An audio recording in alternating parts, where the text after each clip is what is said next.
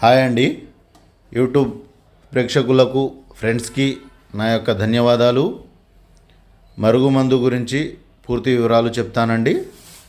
ఈ మరుగుమందులో 2 రకాలు ఉంటుందండి.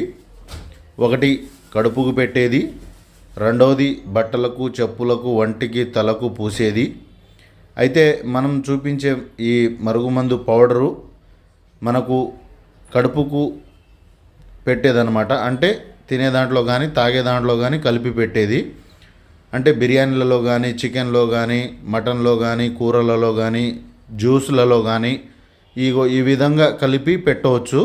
మనం వీడియోలో చూస్తున్న విధంగా కలిపి పెట్టవచ్చు.